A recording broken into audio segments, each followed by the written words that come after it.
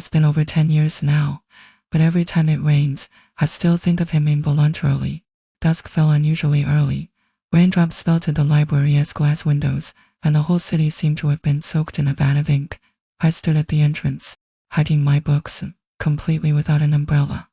Just as I was hesitating whether to make a run for it, a low voice came from behind me. "Let me walk you. It is on my way." I turned around. Rainwater was streaming down the edge of his umbrella, but his eyes were exceptionally bright, as if hiding a small lamp inside them. At that moment, my heart skipped a beat, and even my breathing became cautious, afraid of disturbing something. His name was Lin Yuan-shu, a graduate student in the neighboring department. We did run into each other a few times in the library, but I had never spoken. That day he tilted his umbrella mostly toward me, soaking his entire left shoulder. Rain dripped from his sleeve, yet he acted as if he didn't notice, only asking, "Which building do you live in?" "The rain is so heavy. I'll walk you to your door." His voice was soft but steady, like an umbrella opening in some corner of my heart. From the library to the dormitory was only about 10 minutes, but that day, the road felt both as long as a lifetime and as short as a blink. We chatted about this and that. He said he loved rainy days, that the rain washed away the city's dust and made everything exceptionally clear. I stole a glance at him. His profile was half lit by the street lamp high nose bridge. Lips slightly pursed, the corner of his mouth unconsciously lifting when he spoke. A thought suddenly popped into my head. I want to know more about this person. After that, our encounters at the library increased inexplicably. Sometimes Eddie just sat down when I did look up to see him walking over from the bookshelves, holding 2 cups of coffee. He'd hand me one, casually bought an extra. "Do me a favor." The warmth from the paper cup seeping through my fingers into my heart. I took a sip. It was Americano, no sugar, just the way I liked it. I didn't ask how he knew. He didn't say. We just sat there quietly, each reading our own books, occasionally looking up to meet each other's eyes, then quickly looking away. Once I was flipping through an obscure poetry collection, when he suddenly leaned over, pointed to a page, and said, "I really love this poem." I looked down. It was Neruda's 20 love poems and the Song of Despair. The line he pointed to read, "I like for you to be still, it is as though you were absent." His fingers were long, with distinct knuckles, lightly resting on the page just centimeters from my hand. I could feel his body heat traveling through the air. My ears began to burn. I quickly lowered my head and pretended to keep reading, but my mind was filled with the poem and the warmth of his fingertips. We truly grew close because of a club activity. That day, we went on an outing to the countryside. The autumn mountains were covered in golden fallen leaves. When the wind blew, it was like a gentle snowfall. At some point, I got separated from the group and stood at a fork in the road, not knowing which way to go. My phone signal was intermittent. Just as I was getting anxious, Lin Yuan-shu caught up from behind, out of breath, and said, "I knew you'd get lost." His tone carried a hint of helplessness and undisguised amusement, his eyes curving as he looked at me. Something in my heart was gently knocked soft and aching. We walked side by side on the mountain path, neither speaking. He instinctively leaned closer to block it from me. I could smell the laundry detergent on his clothes, mixed with the dry autumn air, a wonderful scent. He suddenly stopped, turned to face me, and looked at me with an earnestness that was almost too much to want. "You know what? When you were next to me, I miss you even more." But I understood. My heart pounded so fast it felt like it would leap out of my throat. My palms were sweaty. I stared at my own shoes and whispered, "Me too." My voice was so soft I could barely hear it myself, but he did. He reached out and gently took my fingers, one by one, as if confirming something. His hands were dry, with thin calluses on the pads of his fingers from years of writing. I even secretly pressed my fingers a little deeper into his palm. So he held my hand, and we continued walking, neither saying another word. The mountain wind was chilly, but my palm was sweating, and interlaced his fingers with mine, holding tighter. After that day, our relationship changed. My caper, dampened by water, did never return to its original state. He started messaging me every day, sometimes a photo of the sunset he'd taken, sometimes a passage from a book he was reading, sometimes just "It's getting colder today, dress warmly." Every sentence was ordinary, yet every sentence made me feel that he was thinking of me. I waited for him to. Whenever my phone buzzed, I'd grab it immediately, and when I saw his name, the corners of my mouth would lift uncontrollably. Our first real date was by the river. He said there was an unassuming wanton shop there that had been open for over 20 years and the taste was exceptional. We sat on a bench by the river, holding steaming bowls of wonton soup. The river wind carried the smell of water and the distant sound of ship horns. He suddenly turned to me and asked a very strange question.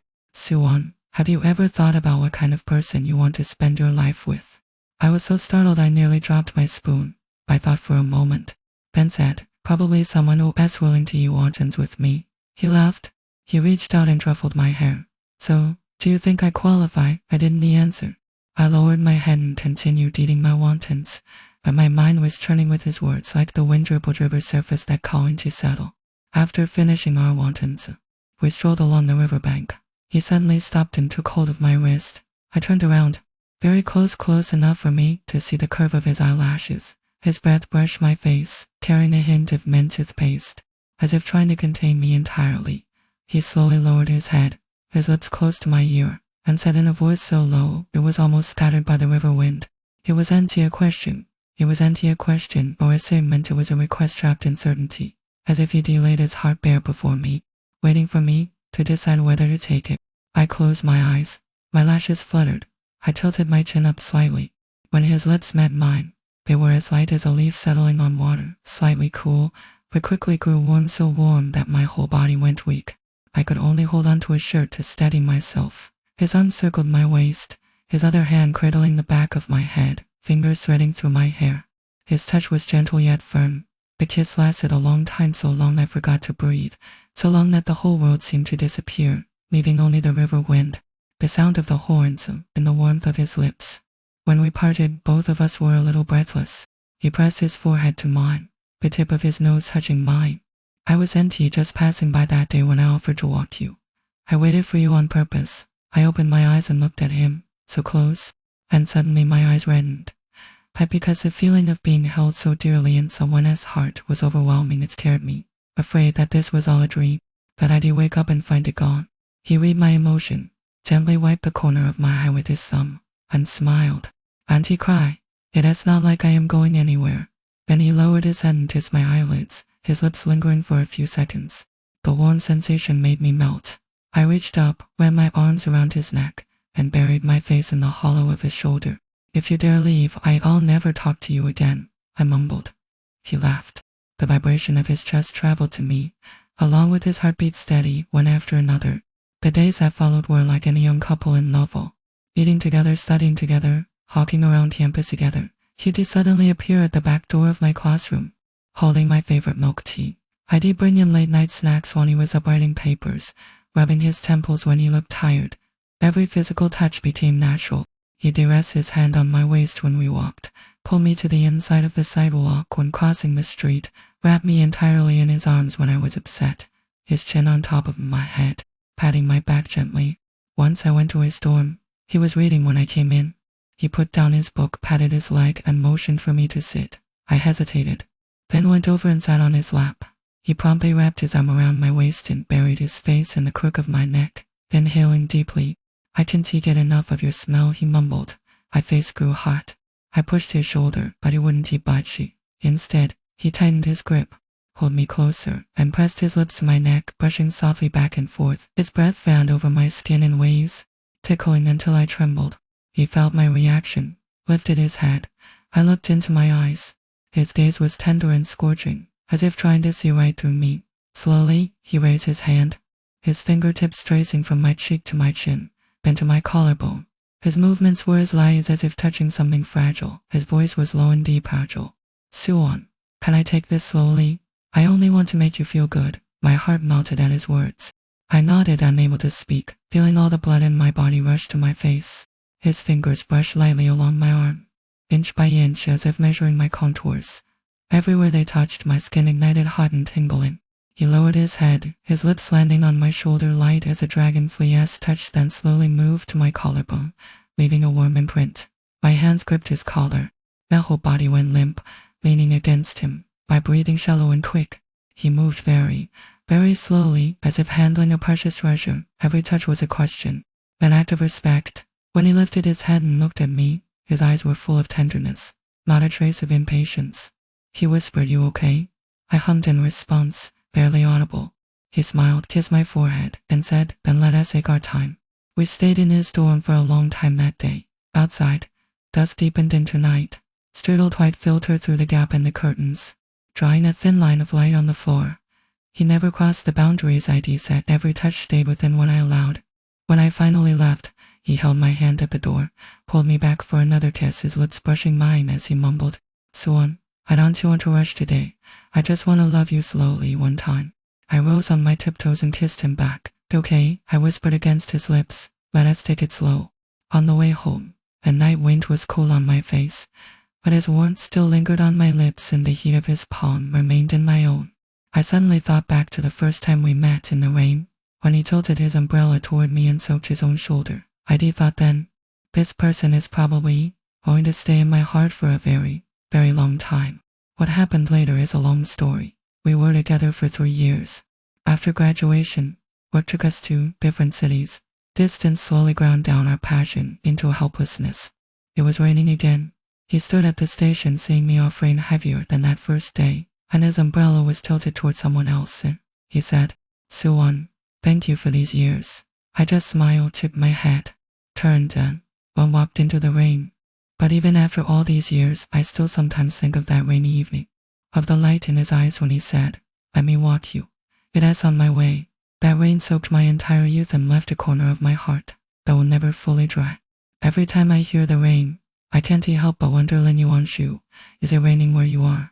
没问题，这是接续上文从分手场景之后开始的完整翻译。After getting on the bus, I sat by the window.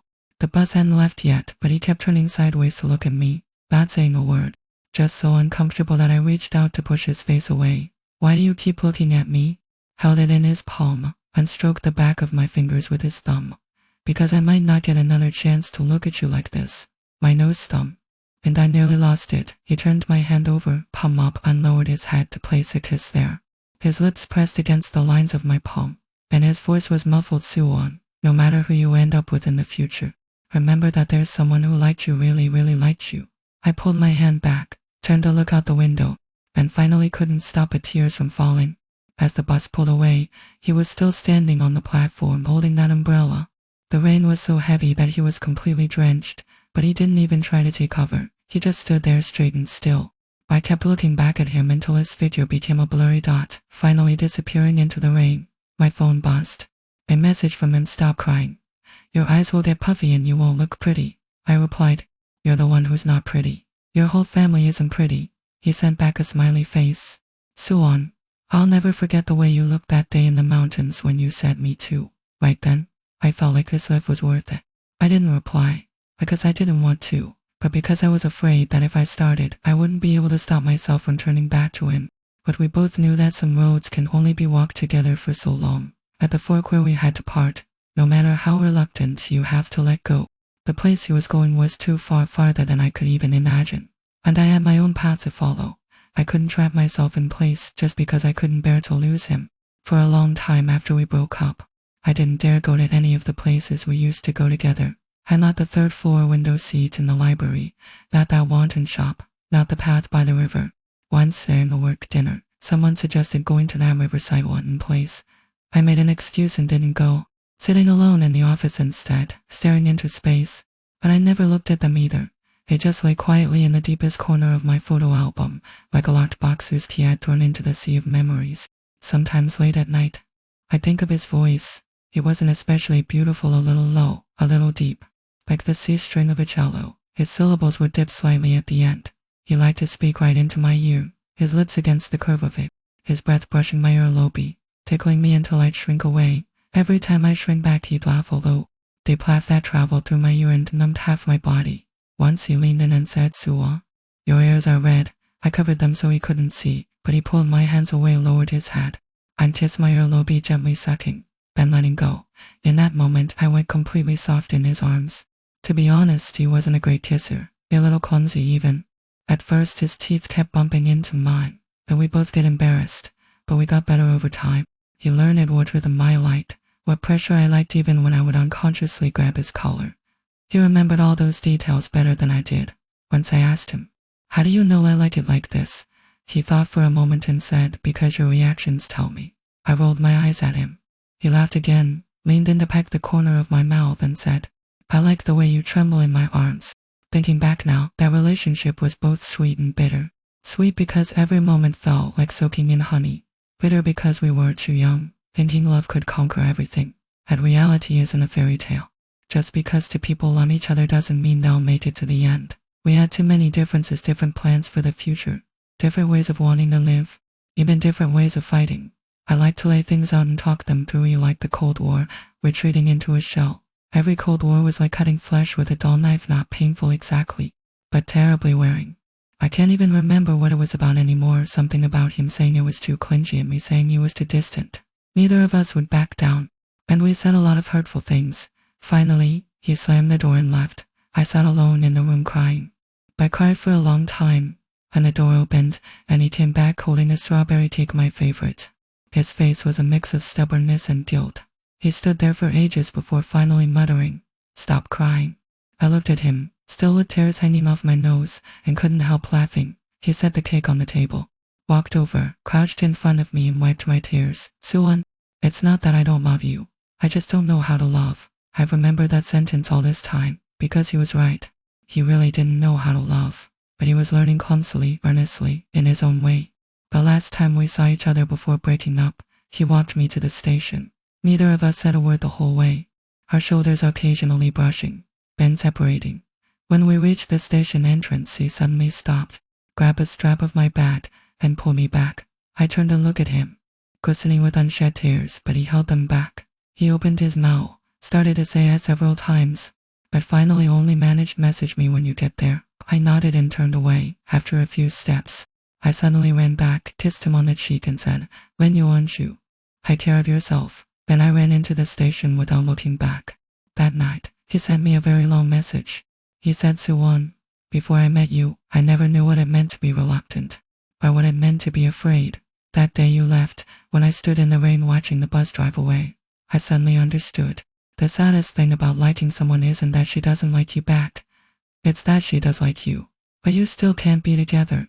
I'll probably never meet another person willing to eat wantons with me." He said, "You have to be happy, happier than you were with me." I didn't reply to that message, not because I didn't want to, but because I didn't know what to say. You'd have felt too dismissive. "I don't want to let go" felt too cruel. I saved the message, took a screenshot, and kept it on my phone for years. Even after changing phones several times, that screenshot remained like an old scar that no longer hurt but was still there, reminding me that there was once a person for whom I'd willingly cried, laughed, and loved with everything I had. Even now, when I occasionally come across that screenshot, I still pause for a moment.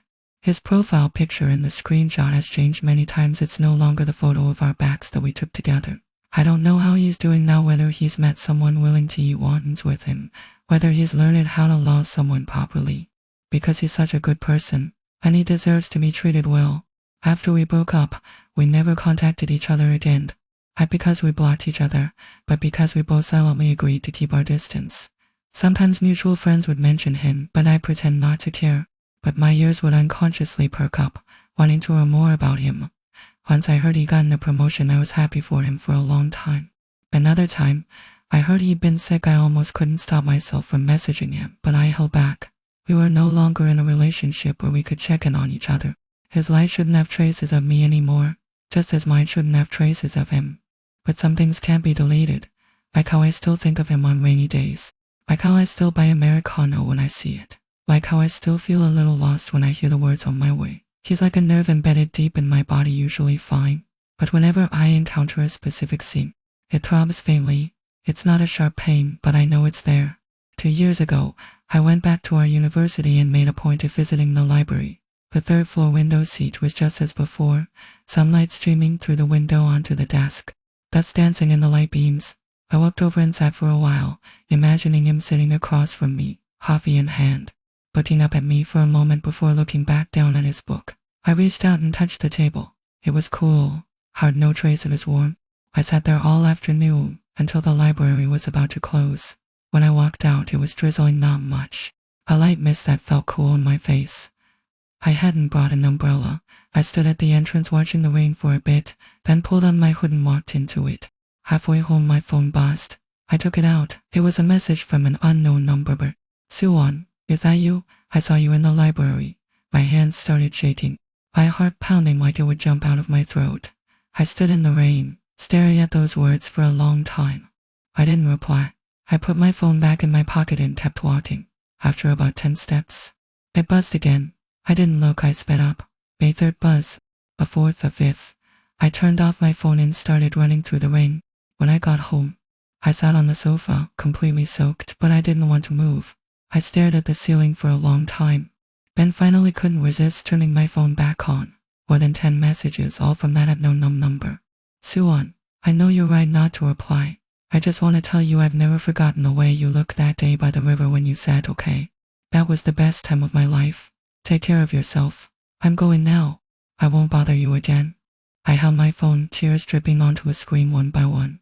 I wanted to reply, typed a few words, deleted them, over and over, but in the end, I said nothing. Not because I didn't want to, but because I was afraid. Afraid that if I started, the defenses I'd spent 2 years building would collapse completely. Afraid I'd run back to him, throw all reason to the wind, but we couldn't anymore. Some paths, once missed, are missed forever. Turning back won't find the original direction. That number never messaged me again, and I never reached out to him. So we each continued living in our own worlds, occasionally thinking of each other, occasionally dreaming of each other. And when morning came, we'd pack away those thoughts and go on with our lives. A few days ago, it rained again. I stood by the window watching it, then suddenly remembered what he said: the rain washes away the cities, dust, and makes everything exceptionally clear.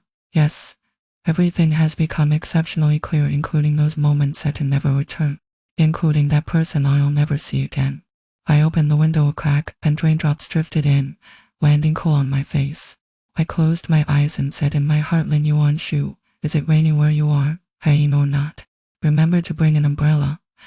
Don't be like before, always tilting it toward others and soaking yourself. After all, not everyone is worth getting soaked for. Long after those days had passed, I developed a strange habit. Every rainy day, I would go for a walk by the river, not waiting for him, not reminiscing. I just wanted to go. The river wind was still the same, carrying the smell of water and the distant sound of ship horns. A wonton shop was still there too, but the owner had changed, and the taste wasn't as good as before.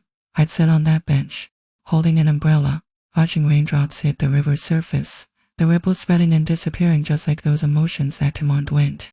Once, as I was sitting there, a young couple came by, then put his arm around her and walked on. I watched their backs and suddenly smiled. He used to be like that too. One word from me that I was cold, and he'd take off his jacket and give it to me, standing there shivering in a thin sweater. I'd ask if he wasn't cold, and he'd say no even as his lips turned purple. I'd insist he take it back, but he wouldn't. We push and pull at each other on the roadside, and finally he wrapped the jacket around me, then put both our hands in his pocket. See, now you're not cold, he'd say. His hands were big, completely enveloping mine. The warmth in his pocket spread through my fingertips to my whole body. That warmth didn't come from the jacket, it came from inside. I looked down at my hands. No one was holding them anymore. I tucked my hands into my sleeves, stood up with my umbrella, and walked along the river. The rain grew heavier, the wind my umbrella askew, so I simply closed it and let the rain fall on me. Cool, with a hint of sting like a long-lost clarity. My phone suddenly rang. It was my mom, asking if I was coming home for dinner on the weekend.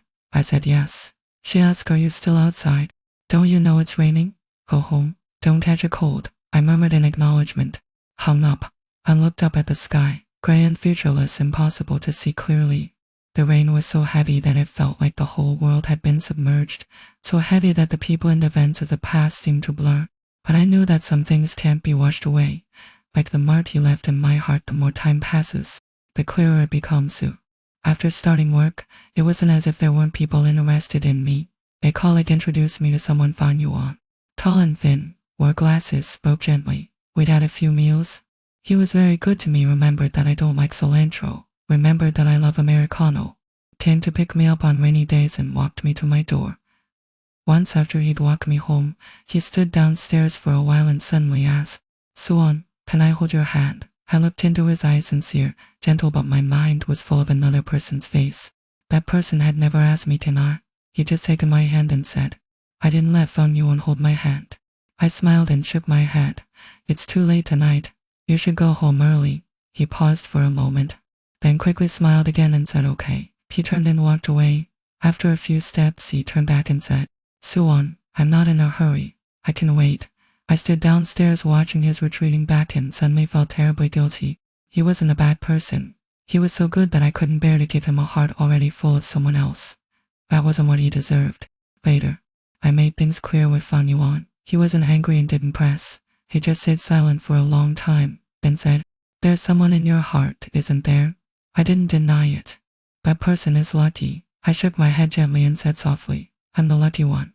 After he left, I sat on the sofa in a daze for a long time. I picked up my phone, scrolled to the number I'd saved for years, hesitated for a long time, but still didn't call. Some words are better left unsaid. Some people are better left unseen. Last winter, there was a college reunion. I didn't want to go, but my roommate Lin dragged me along, saying everyone missed me and it had been too long. I couldn't say no, so I changed clothes and went. By the time I arrived, the private room was already quite full. People were chatting in small groups, lively and loud. I found a corner to sit in, chatting idly with a classmate next to me, but my eyes swept across the room. He wasn't there. I couldn't tell if I was relieved or a little disappointed. Lin didn't whispered, "Did you know? Lin Yuanju got married last month." My hand, holding my cup, paused. The wine in my cup swayed, a few drops spilling onto my hand. Lin saw my expression and quickly asked, "Are you okay?" I smiled and said I was fine, then took a sip. It was so strong I started coughing. He was married. I'd known this day would come, but when it did, my heart still felt like someone had squeezed it. Not especially painful, but heavy, hard to breathe. I put down my cup, excused myself to the restroom, and stood in the hallway for a long time. A window at the end of the hall was open, cold winter nights. I took out my phone and scrolled to his moments. It said it to show only the last 3 days, nothing there. Then I scrolled to an old post from when we were together. It was a photo of the sunset over the river. Caption: "The sunset is beautiful today. I want to share with someone." Someone asked who, but he never replied. Back then, whenever he took a beautiful sunset photo, he'd send it to me with a Suwon look. I'd reply, "I see it. Beautiful." He'd say, "That as beautiful as you." That conversation had happened countless times, silly and sweet, like the children who never grew up. Thinking about it now, the corners of my mouth still lived unconsciously. I stood in the hallway, scrolling through those chat logs. After changing phones, most of the records were gone, leaving only scattered screenshots like pieces of a broken puzzle. But I remembered every single one, how I felt when he sent that message, and how my heart raced when I read it. When the reunion ended, I helped her outside. My car was parked at the entrance, a familiar license plate. I didn't think much of it and kept walking. Head down. A window rolled down and a voice came from behind Suwon. I froze completely. That voice. I knew it too well. I slowly turned around. Lin Yuanju got out of the car. He was wearing a dark gray coat, thinner than a few years ago, the line of his jaw sharper. But his eyes hadn't changed, still so bright as if hiding stars. He stood by the car looking at me. His lips moved several times before he finally managed, "Long time no see." I still holding Lin, wind blowing my hair into a mess. I looked at his face, the face that had appeared in my dreams countless times, and suddenly felt it was unreal, like a dream I hadn't woken from. I wanted to say something, but my throat felt blocked, and I couldn't make a sound. He walked over and took Lin from me. "I'll take you both home."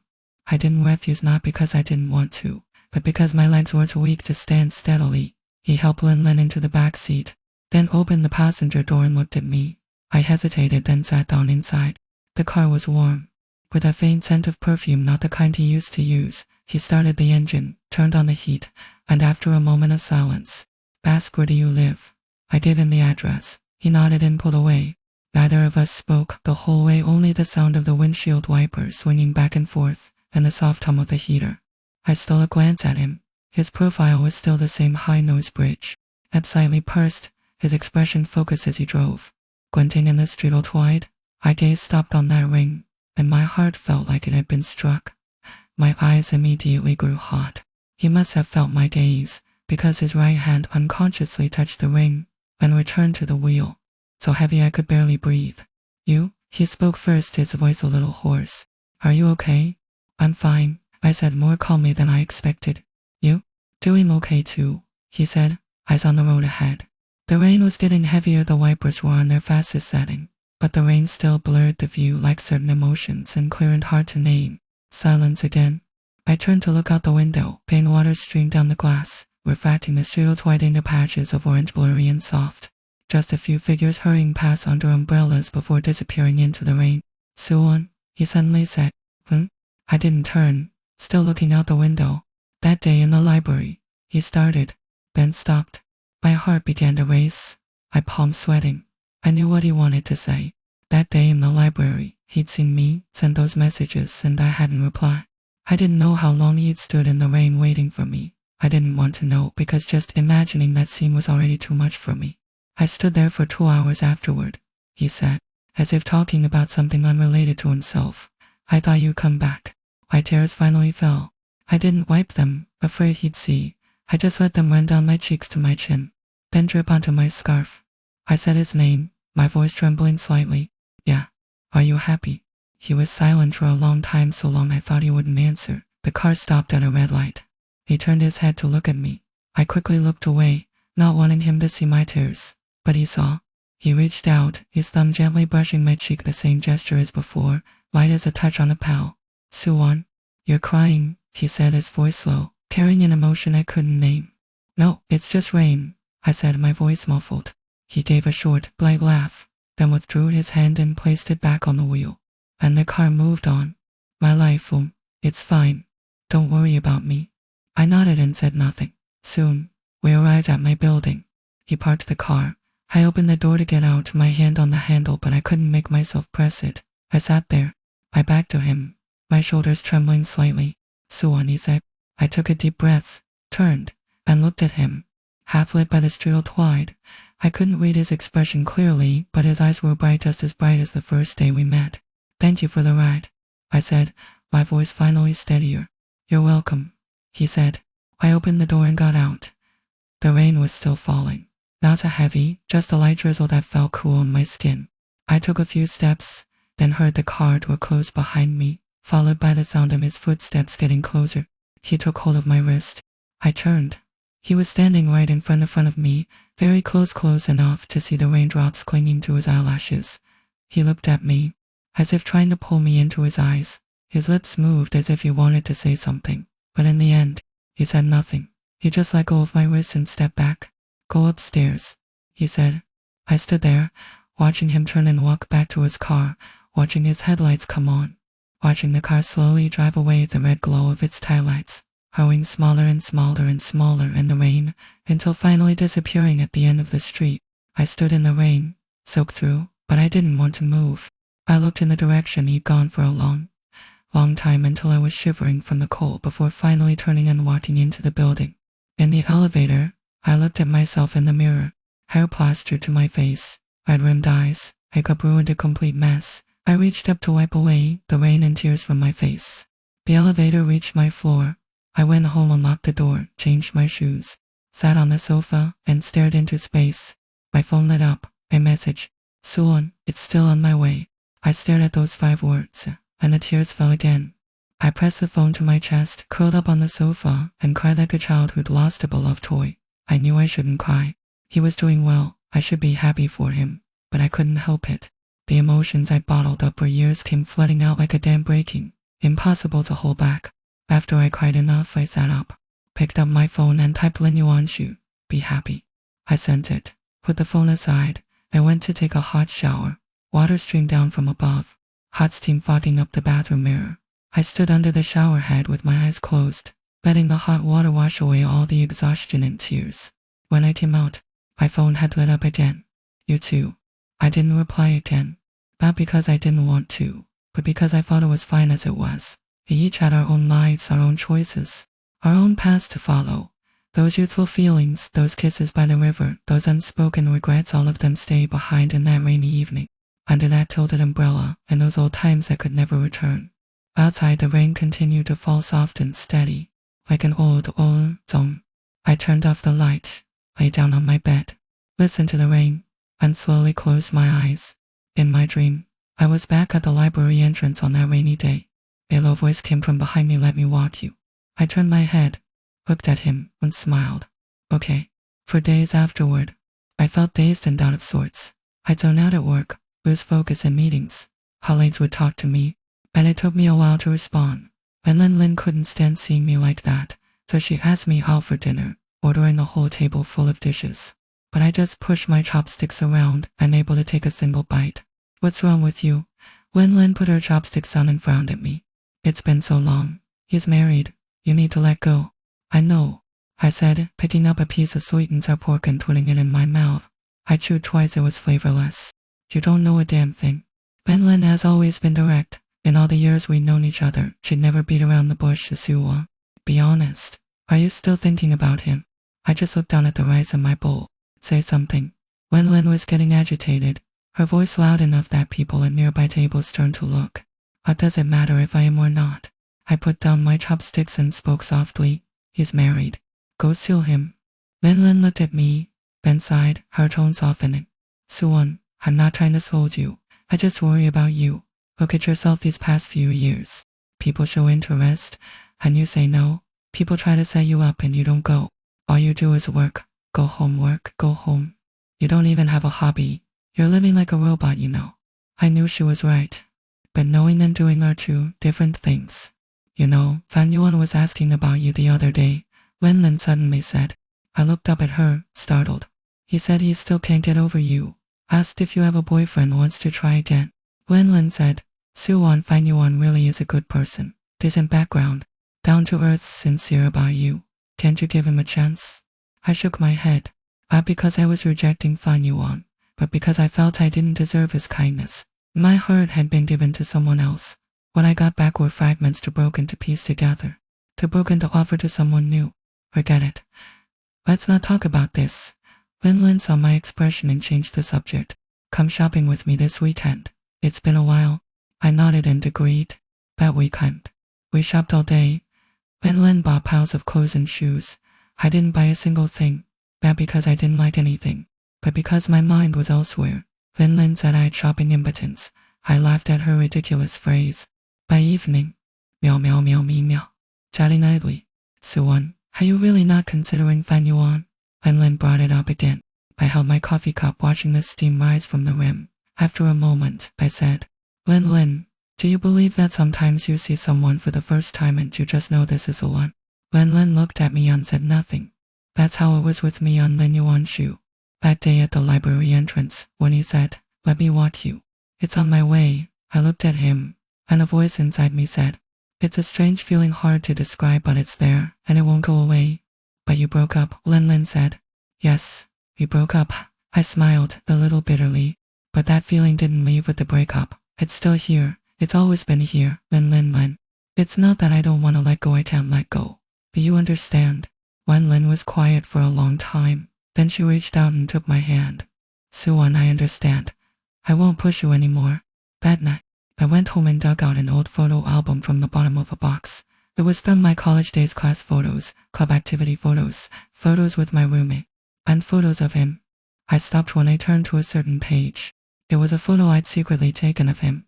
He was in the library reading. Sunlight streamed through the window and fell on his profile. His eyelashes were long, casting a small shadow under his eyes. He was wearing a white shirt with the sleeves rolled to his elbows, revealing the faint sheen of sweat on his forearms. His expression was focused, lips slightly pursed, brow lightly furrowed, as if pondering a difficult problem. I remembered that day. It was the first time I'd stared at him so long that I lost track of time. Suddenly, he looked up and met my eyes. I looked down in a panic, my face burning hot enough to fry an egg. He smiled and went back to his book. But a moment later, his hand reached under the table, lightly touched my fingers, and then retreated. I turned the photo over. On the back was a line I'd written back then, Lin Yuan Shu, Library, Junior Year Autumn. He's the most beautiful person I've ever seen. The handwriting had faded a bit, but the memories hadn't faded at all. They were as clear as if they'd happened yesterday. I came to a photo of the two of us by the river. The wind had been strong that day. My hair a mess. His scarf had blown up and wrapped around my neck, and we were both laughing hysterically. In the photo, we were laughing with pure joy, eyes curved, mouths open wide, holding nothing back. On the back of that photo, I'd written, today, he said, from now on, let's watch the sunset by the river every year. Suwon remembered this moment. I remembered. I'd always remembered. I stayed up late flipping through the album. Near the end, I found a photo I didn't remember. It was a solo shot of me, standing outside my dormitory building in a white dress, holding a book, head down as if waiting for someone. The photo was taken from a distance, not by a classmate, because the composition was too casual, like a quick snapshot. I thought about it for a long time, then suddenly remembered he'd taken it. Clancy'd been waiting for me outside my door, and when I didn't come down, he'd stood across the street and taken this photo. Later, he'd had it printed and given it to me, and I tucked it into the album and forgotten about it. On the back was his handwriting, not very neat, a little messy. Minute 17 of waiting for Soo-won. She's still not down, but I think no matter how long I wait, it's worth it. I pressed the photo to my chest, closed my eyes, and let the tears run down my cheeks. The person who was willing to wait for me now, he was waiting for someone else. In the days that followed, I tried to keep myself busy, too busy to think about things I shouldn't. I signed up for a yoga class, went after work. I took baking lessons, made lots of cakes and cookies to share with colleagues. I even got a potted plant from my desk and watered it every day. I'd slowly return to its track, or maybe it had never left that track. I couldn't say when it changed. I just felt like there was a hollow in my heart. And when the wind blew, it was cold. One day I worked late. When I left the office, it was nearly 11. The streets were empty, the street tilted, stretching my shadow long and far. I walked to the intersection to wait for a taxi. None came for a long time. Just as I was about to call a ride-share, a car pulled up in front of me. The window rolled down. It wasn't Lin Yuan-shu, it was Fang Yuan. Soo-won, working so late. He looked at me with a hint of concern. Get in. I'll take you home. I hesitated, then got in. The car was tidy, with a faint lemon scent, soft instrumental music playing. Fang Yuan drove steadily, not too fast, but too slow. When he saw a puddle ahead, he slowed down in advance so the car wouldn't jolt. What are you doing here? I asked him. Just passing by, he said casually. But I knew he wasn't just passing by. His company was in the east part of the city. I lived in the west. There was no way he'd be just passing by on this road. I didn't call him out. We just sat in silence, listening to the music, watching the night scenery. When we reached my building, I got out and thanked him. He got out too, stood by his car door, and looked at me hesitating, as if wanting to say something but not quite able. Fang Yuan, you should go home, I said. Soo-won. He called my name. I turned to look at him. I know there's someone in your heart, he said. His voice wasn't loud, but in the quiet night, every word was clear. I don't mind. I can wait until you're ready. I looked at his face, illuminated by the street light. His eyes were sincere, no trace of falsehood. He wasn't someone who said flowery things, but every word he said was true. I knew that, but I couldn't give him what he wanted. Fang Yuan, don't wait, I said, my voice calm. I'll never be ready. His eyes dimmed for a moment, then brightened again. He smiled. Whether I wait or not is mine. Then he got back in the car, started the engine, rolled down the window just long enough to say, get some rest, and drove away. I stood there, watching his taillights disappear into the night. He wasn't a bad person. He was too good, so good that I couldn't bear to waste his time. But feelings don't work that way. They don't follow logic or fairness. They only ask who occupies that place in your heart. My place had been given away long ago. I couldn't take it back. Days passed. Autumn came and went. Winter arrived, bringing a heavy snowfall. I stood by the window watching the snow, each flake floating down, covering the world in white. A few children were building a snowman downstairs, their laughter drifting through the window, clear and joyful. I remembered a winter years ago when Lin Yuan-shu and I had walked for a long time in the snow until our hands and feet were frozen. He tucked my cold hands into his pocket and held them tight. Soo-won, why are your hands always so cold? Born this way. So he put my hands on his belly through his sweater. His body heat seeped through the fabric, warming me so much I could cry. Still cold? He asked. No. My eyes red. Let's go get hot pot. He pulled me forward by the hand. After a few steps, he stopped, turned back to look at me, then suddenly lowered his head and gave me a quick peck on the lips, light as a dragonfly's touch, then turned around as if nothing and continued walking.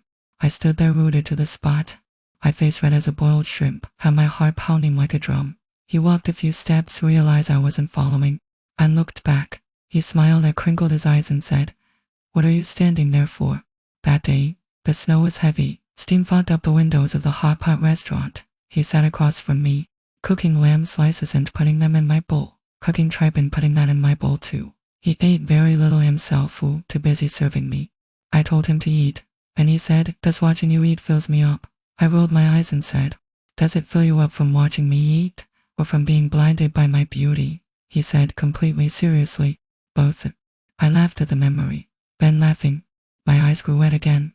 Suddenly my phone rang. An unfamiliar number. A woman's voice, very gentle, asked, "Is this Suwon?" "Yes." "Who's calling, please?" "My name is Shentingshi. I'm Lin Yuanju's wife," she said, her tone polite and slightly tentative. "Suwon, I hope I'm not intruding. I'd like to meet with you if that's okay." I froze, the phone pressed to my ear. Not knowing what to say. His wife wanted to see me. "I don't mean any harm," she added quickly, sensing my hesitation. "I just want to talk with you about Yuanju. If you'd rather not, that's fine. Just pretend I never called." I thought for a long time. Ben agreed, not out of curiosity, not for any other reason, just an inexplicable impulse. I wanted to meet the person who had taken my place. I wanted to see what she was like. We met at a quiet tea house. She was already there when I arrived, wearing an ivory coat, her long hair draped over her shoulders. Her features were soft, and there was something about her expression that made you feel at ease. She stood up when she saw me, smiled slightly, and said, "Suwon, hello. Thank you for coming." I sat down. The server brought 2 cups of tea. We sat across from each other, and for a while, neither of us spoke. "I know I shouldn't have come to you," she said first, her fingers slightly tracing the rim of her teacup. I looked at her, waiting. "Before Yuanju and I got married, I already knew about you," she said, her tone calm. "He never hid it from me. He said the person he loved most in this life was you and that there would never be another." My fingers trembled, spilling a little tea onto the table. "Suwon, do you know on our wedding day, he drank a lot?" Her voice wavered slightly, but she kept it steady. "When he got drunk, I called out your name, many times. He would go quiet for a while, then say, 'I'm sorry.' My eyes reddened, my nose stung fiercely, but I didn't cry. I bit my lip and held it in. "I'm not here to complain to you, or to blame you." She raised her head and looked me in the eye. "I'm here to tell you that you've always been in his heart. I know it's ridiculous as his wife, I shouldn't admit that. But I don't want to lie to myself. Before I married him, I knew there was someone living in his heart. I accepted it. Then why did you still marry him?" My voice was a little hoarse, and she smiled a gentle, helpless smile. "Because I love him. Even if there's someone else in his heart, I'll love him. Suwon, do you understand that feeling?" Of course I understood. It was the same as me. Even with him in my heart, I still tried to accept others. Not because I'd stopped loving him, but because I knew it was impossible, so I wanted to find a safe harbor to land in. But that kind of landing is temporary. When the storm comes, you drift away again. "Suwon, the reason I came today is that he hasn't been doing well lately." Shenting's eyes glistened with tears. "He often sits alone on the balcony, staring into space, sometimes all night. He won't tell me what's wrong. But I know he's thinking of you." My hand, holding the teacup. The tea sloshed dangerously close to the rim. "I'm not here to ask you for anything." She wiped her ears. "I just thought that maybe if you saw him, talk to him for a bit, he'd feel better." "Suwon, I don't mind, really. If you're willing, I can even arrange the meeting. You can talk about anything you want, I won't interfere." She was so gentle, and it made me feel cruel. A man married her, yet carried someone else in his heart. How much must that hurt her? But instead of resenting him, she was trying to help him, wanting to ease his pain. "Shentingshi," I said. "Yes, sir." "You are a very good person," I said. "She shouldn't be treating you like this." She paused, then smiled, a smile tinged with bitterness. "Suwon, in love, there's no shouldn't. I'm not willing. I'm willing to bear this, because every day I'm with him, even with someone else in his heart, I'm happy." I was silent for a long time. Finally, I shook my head. "But I can't see him. What would it accomplish? It would only make all 3 of us suffer. He's your husband now. His joys and sorrows should be soothed by you, not me. If you feel there's someone else in his heart, then use your own way to fill that space. One day, he'll forget me." She looked at me, and her tears finally fell. She wiped them away with the back of her hand, nodded, and said, "You are a very good person too." We each finished our tea. She paid the bill, and we walked out of the tea house together. The snow outside had stopped. The ground was thick with white, crunching under our feet.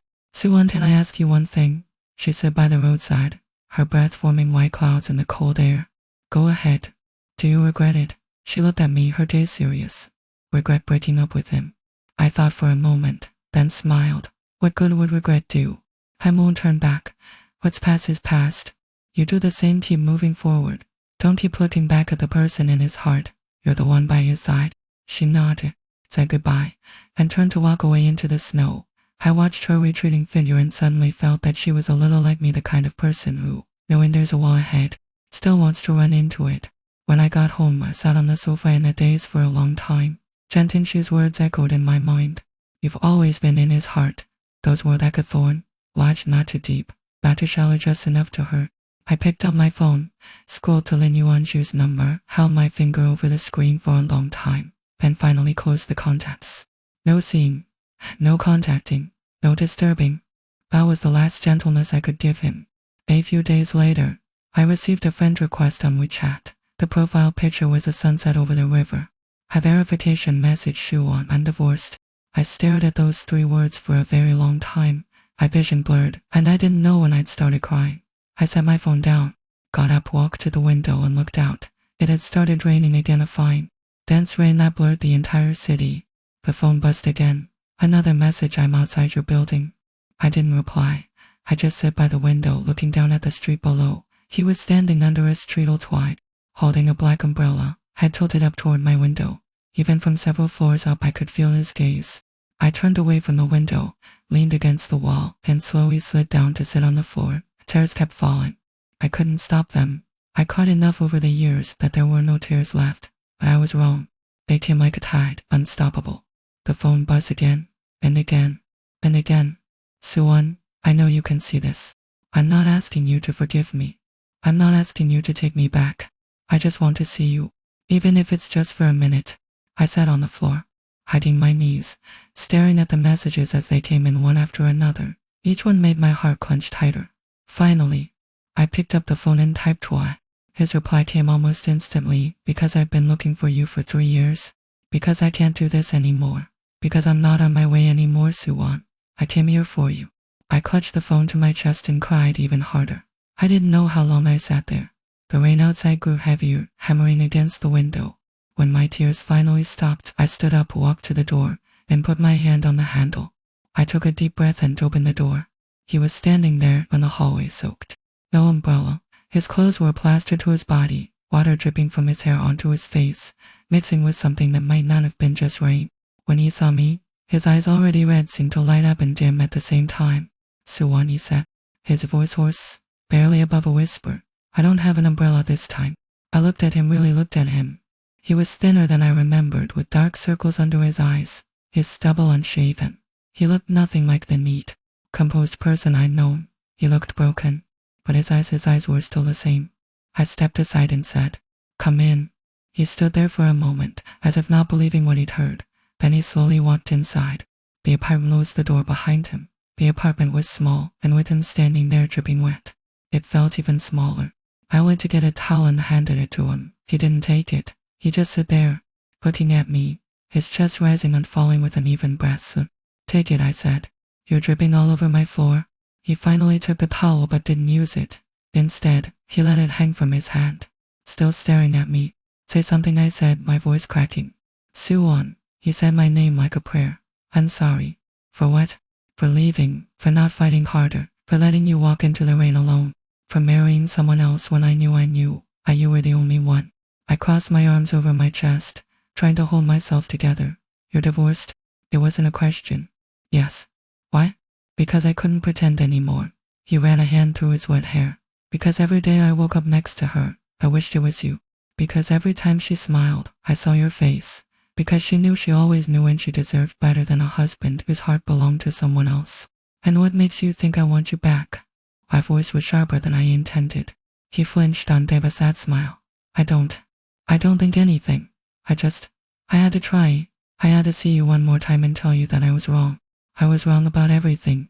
I walked over to the window and looked out at the rain. My reflection stared back at me, pale, red-eyed, just as broken as he was. "When you want you," I said quietly. "You broke me. I know. You left me standing in the rain. I know. You married someone else. I know." His voice cracked. "Suwon, I know. And I'll never forgive myself for any of it.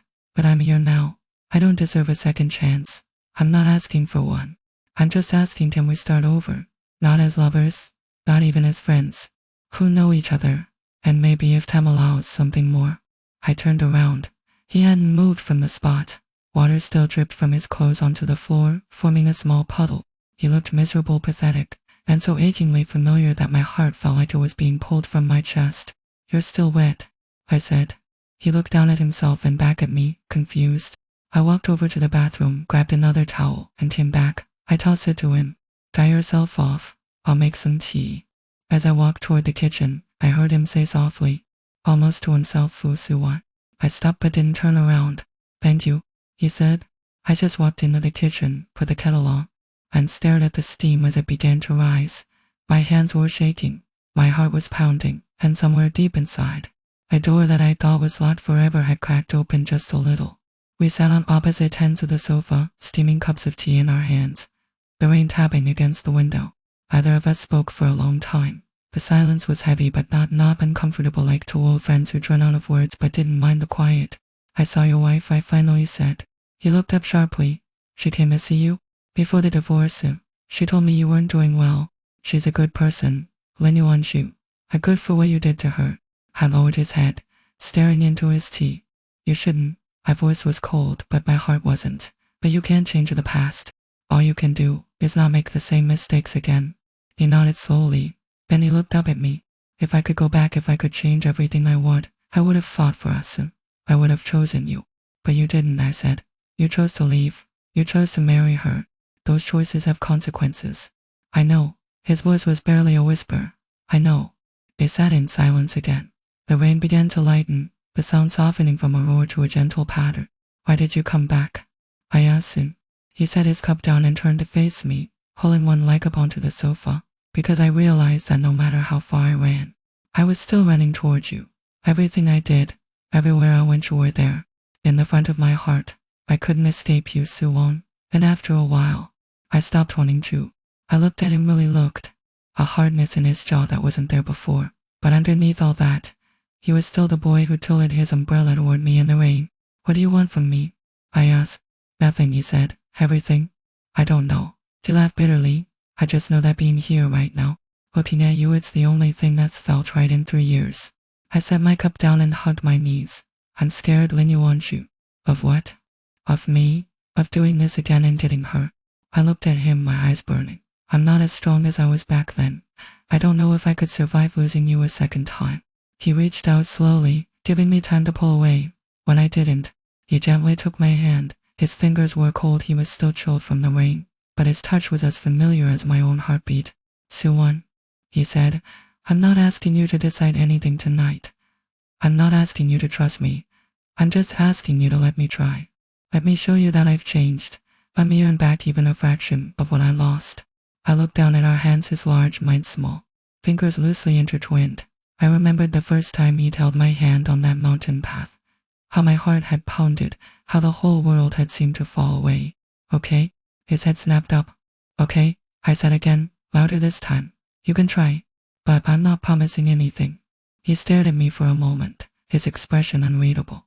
Then his eyes grew wide, not with tears, but with something like hope, something like the light I'd seen in them that first rainy evening at the library. "Thank you," he said, his voice thick. "Thank you, Suwon." I pulled my hand back gently and stood up. "You're still soaked. Go take a hot shower before you catch pneumonia. I'll find you some dry clothes." He stood too, looking down at me, so tall, so familiar, so achingly dear. "Suwon." "What?" I smiled, a real smile, the first one I'd seen from him that night.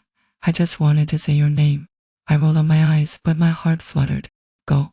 Shower?" He laughed, a low, warm sound that wrapped around me like a blanket. Then he turned and walked toward the bathroom. At the door, he paused and looked back. "Suwon," he said again. "You already said my name." "I know." He disappeared into the bathroom, and I heard the shower start. I stood in the living room, listening to the water run, and let out a breath I didn't know I'd been holding. Outside, the rain had stopped. The clouds were breaking apart, and a thin sliver of moonlight slipped through the window. I walked to the window and looked up at the sky. Somewhere in the distance, a single star shone through the haze. Maybe, I thought, just maybe, some things are worth a second chance. That night, we slept on the sofa, though this time I gave him a real blanket and a pillow. When I woke in the middle of the night to get a glass of water, I found him sitting up the window at the rain that had started again. "Can't sleep?" I asked. He turned, surprised to see me. "No, I just couldn't sleep either." I sat down on the other end of the sofa, pulling my feet up under me. We sat in silence, watching the rain streak down the glass. Suwon, he said after a while. I meant what I said earlier. I'm not going to rush you. I just want to be here however long it takes, however much or little you're willing to give. I looked at his profile, the sharp line of his jaw, the slight furrow of his brow, the way his lips curved when he was being serious. Then you want you, I said. Yeah? Shut up and go to sleep. He looked at me startled. Then he laughed a soft, surprised laugh that lit up his whole face. Yes, man. He lay back down, pulling the blanket up to his chin. I stood to go back to my room, but he caught my hand. Suwon. I looked down at him. Good night, he said. I hesitated. Then I leaned down and kissed his forehead, just a light brush of lips against skin. Good night, Lin Yuanshu. When I climbed back into bed, I could still feel the ghost of his warmth on my lips. And for the first time in 3 years, I fell asleep without crying. The days that followed were strange and tentative, like learning to walk again after a long illness. He found a new job in the city, not far from where I lived. Every morning he would ride his bike to my building and wait outside, leaning against his bike with 2 cups of coffee, 1 black, 1 Americano. At first take the coffee and walk to the bus stop alone. He would ride alongside me, not saying anything, just there. After a week I started walking with him. After 2 weeks, I started smiling when I saw him waiting. One morning, it was raining, a soft drizzle that felt more like mist. He held an umbrella over both of us, tilting it toward me so that his shoulder got wet. Your shoulder. It's fine. It's not fine. He looked at me, and for a moment neither of us spoke. Then I reached up, took the umbrella from his hand, and tilted it so it covered both of us evenly. There? Now neither of us gets wet. He smiled, that smile, the one that crinkled his eyes and made my heart skip. He said softly.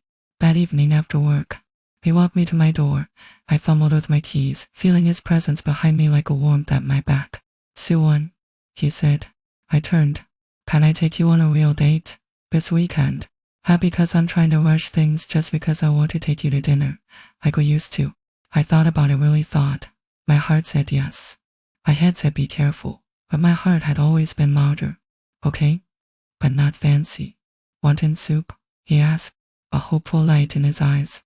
I really laughed, for the first time in what felt like forever. Yeah, wonton soup sounds perfect. On Saturday, he took me to a small shop on the other side of the city. It wasn't our old place, that one was too far now, but it was similar, small, warm, with steam fogging up the windows and the smell of broth filling the air. We sat across from each other, bowls in hand, and ate in comfortable silence. Afterward, we walked by the river. The night was clear, the stars bright overhead.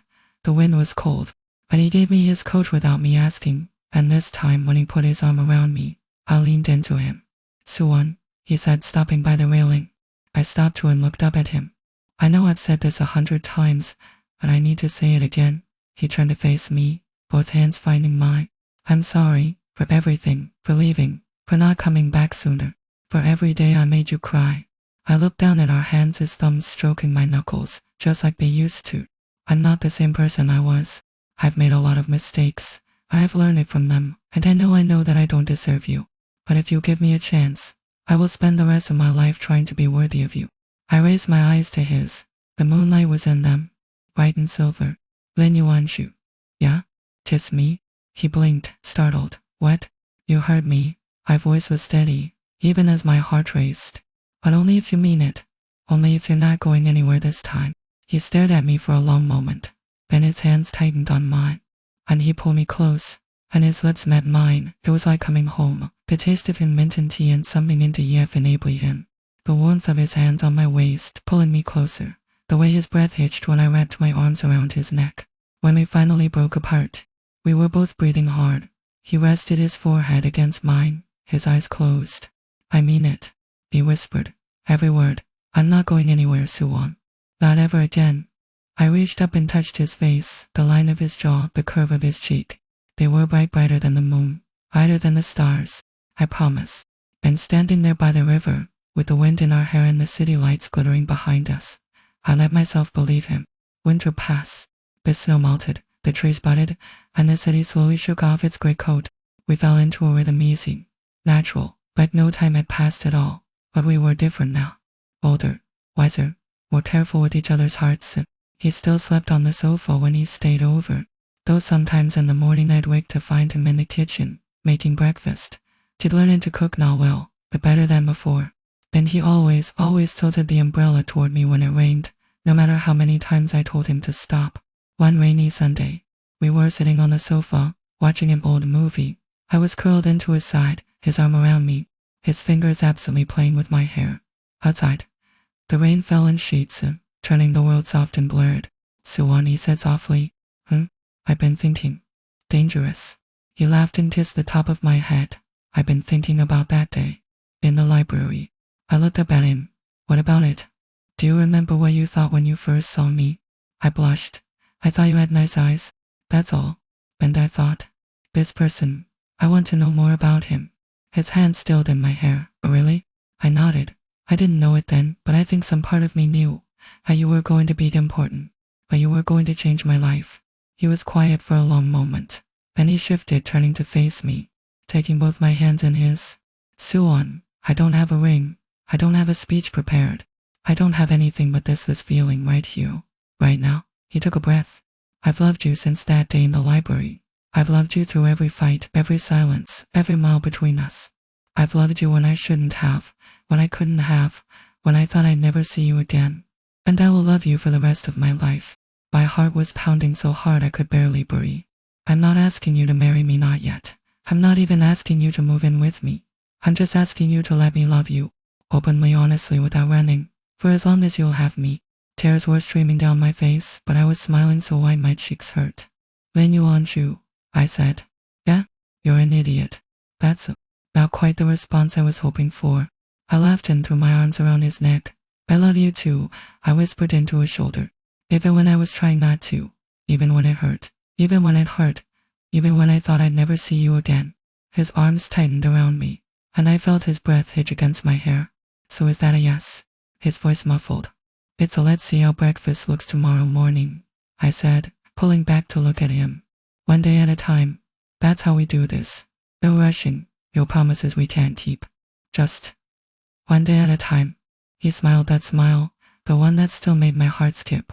"Even after all these years, one day at a time," he agreed. Starting now. Outside, the rain began to let up. A sliver of sunlight broke through the clouds, casting a golden glow across the room. And in that light, with his arms around me and his heartbeat under my hand, I thought maybe some things really are worth waiting for. Maybe some people really do come back. And maybe, just maybe, the rain doesn't have to mean goodbye. Sometimes it just means I'm here. I've always been here, and I'm not leaving again. TNT